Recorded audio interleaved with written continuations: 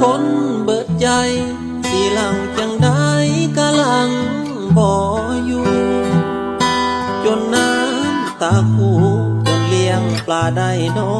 งกะบ่แค่เจ้าเลือกเขาแล้วอายเลยกลายมาเป็นผู้แพ้จนว่าน่าเลือกให้แม่มือน้องเว้าว่าเฮาจบกันจบก็จบเมื่อเจ้าพบคนที่ดีผู้ชายคนนี้สิบ่ขวางทางไปสวรรค์ไปสร้างเพลงนำเขาไปเฮ็ดแนวเศร้าลงหลุมสวยกันพลาใจอ้ายได้มาเท่านั้นได้แค่ฝันได้เพียงหัน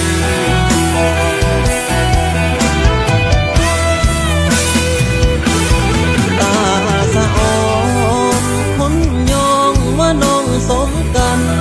อ้ายยืนฟังหน้าลาขาสั่นน้องพร้อมสิมันกับเขาละน้องเอากันซะเด้อบอกกล้าไปส่งเจ้าสาวเข้าหอคนใหม่บุญหลายกะดอกคนเก่าสิขอทำใจกันไปบ่มมก้มบ่วิดคิดทอดอายเด้อยังขาดเสมอ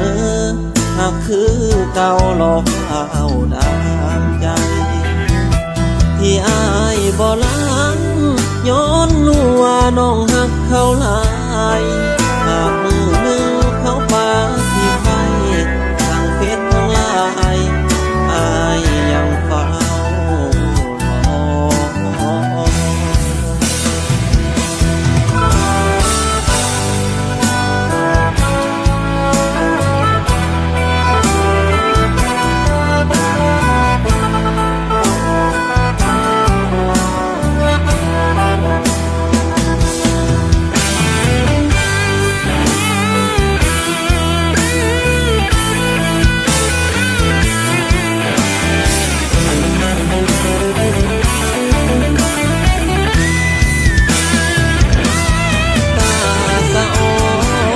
คนยองว่าน้องสมกัน